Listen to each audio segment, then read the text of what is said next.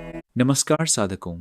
आज हम एक ऐसे विषय को समझेंगे जिसे अक्सर वर्जित माना गया, जिसे समाज ने दबा दिया, लेकिन जो वास्तव में सबसे शक्तिशाली ऊर्जा है, काम ऊर्जा या कहें संभोग ऊर्जा।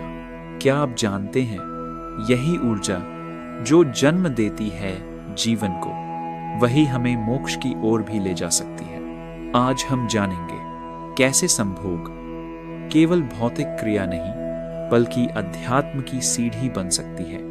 एलएफ पहला चरण, ऊर्जा की समझ। हर मनुष्य के भीतर एक शक्ति प्रवाहित होती है जिसे शास्त्रों में कुंडलिनी कहा गया है। यह शक्ति हमारी मूलाधार चक्र में सुप्त अवस्था में होती है। जब यह शक्ति जागती है तो वह धीरे धीरे ऊपर चढ़ती है। स्वाधिष्ठान, मणिपुर, अनाहत, विशुद्ध, आज्ञा और अंततः सहस्रार, जहां आत्मा ब्रह्म से मिल जाती है।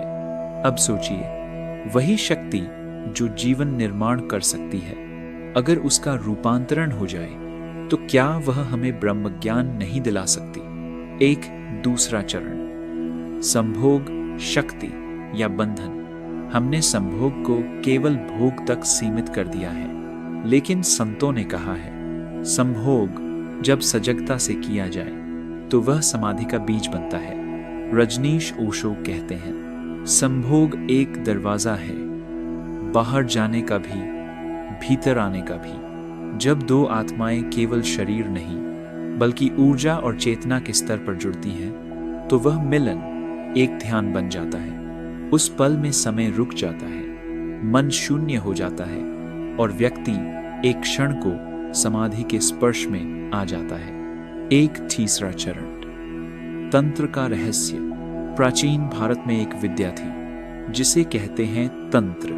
तंत्र का उद्देश्य था काम ऊर्जा का रूपांतरण। तंत्र कहता है, काम का दमन मत करो बल्कि उसे रूपांतरित करो। जब आप संभोग करते समय पूरी सजगता, पूर्ण जागरूकता और प्रेम के साथ होते हैं तो वह प्रक्रिया आपको गहराई में ले जाती है। वह मिलन अब केवल शरीरों का नहीं बल्कि आत्माओं का संवाद बन जाता है, और वही संवाद आपके भीतर की कुंडलिनी को जागृत करता है। ईदे चौथा चरण, ब्रह्मचर्य का वास्तविक अर्थ। ब्रह्मचर्य का अर्थ यह नहीं कि आप संभोग न करें। ब्रह्मचर्य का सही अर्थ है ब्रह्म में विचरण करना। एक ब्रह्मचारी वह है जो अपनी ऊर्जा को बाहर नहीं गंवाता बल्कि उसे भीतर की यात्रा में उपयोग करता है। जब संभोग करते समय व्यक्ति सजग हो जाए और ऊर्जा को शरीर से ऊपर मस्तिष्क और हृदय में प्रवाहित करना सीख जाए, तब वह ब्रह्मचर्य का अनुभव करता है,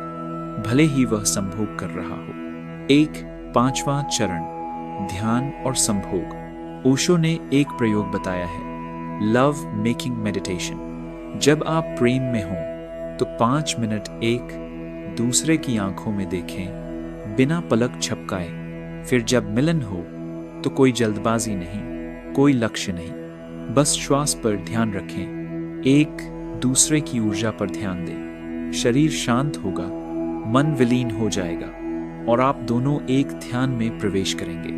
वह अवस्था इतनी गहन होती है कि कई बार मिलन बिना स्पर्श के भी हो सकता है। यह है तांत्रिक ध्यान। एक छठा चरण, ऊर्जा का रूपांतरण कैसे करें। अब प्रश्न यह है, ऊर्जा का रूपांतरण कैसे करें। एक, मूलाधार में ऊर्जा को महसूस करें। जब भी काम भावना आए उसे दबाएं नहीं बल्कि श्वास के माध्यम से देखें, उसका निरीक्षण करें। 2, प्राणायाम और बंधों का अभ्यास करें, विशेषतः मूल बंध, उड्डयन बंध।